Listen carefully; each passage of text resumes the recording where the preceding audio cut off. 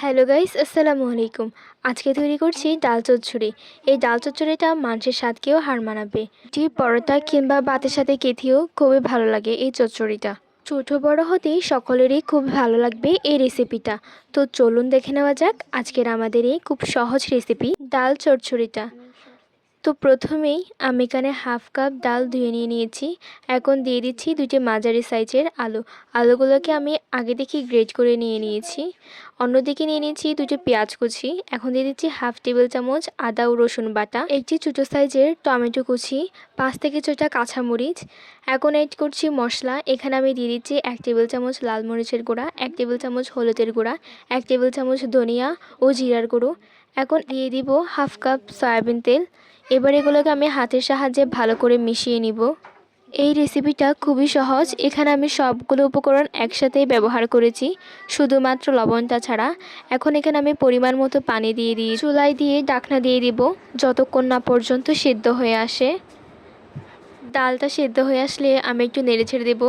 আপনারা চাইলে এটা প্রেসার কুকারের মাধ্যমেও সিদ্ধ করে নিতে পারেন, তবে আমার মনে হয় এরকম করে সিদ্ধ করলে একটু নেড়ে ছেড়ে দেওয়া যায়, তাই আমি এভাবেই সিদ্ধ করি। বাগার দেওয়ার জন্য এখানে আমি 1 কাপ পেঁয়াজ কুচি, 7-8টার মতো শুকনো মরিচ, 8-9টা রসুন। এখন চুলে কড়াই বসিয়ে আমি তাতে তেল গরম করতে দিয়েছিলাম। এখন একে একে আমি মশলাগুলো দিয়ে দিব। বাগারটা আমার তৈরি করা হয়ে গিয়েছে। এখন আমি ওই ডালের উপরে বাগারটা দিয়ে দিব। এখন সবগুলোকে আমি একসাথে একটু মিশিয়ে নেব। এখন আমি দিয়ে দেবো স্বাদ মতো লবণ। এখন সবগুলোকে একসাথে আবারও একটু মিশিয়ে ঢাকনা দিয়ে দেব। ঢাকনা খুলে এখন আমি এর উপরে দিয়ে দিব জিরার গুঁড়ো, দিয়ে দিচ্ছি ধনিয়া পাতা কুচি।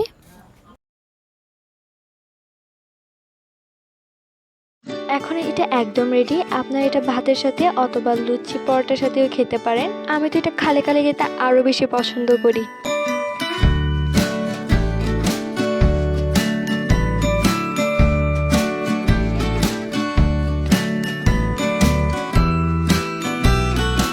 আশা করি ভিডিওটি ভালো লেগেছে। ভালো লাগলে অবশ্যই লাইক এবং সাবস্ক্রাইব করে দেবেন। যদি ফেসবুক পেজ থেকে থাকেন তাহলে অবশ্যই লাইক, ফলো এবং শেয়ার করে আমার পাশে থাকবেন।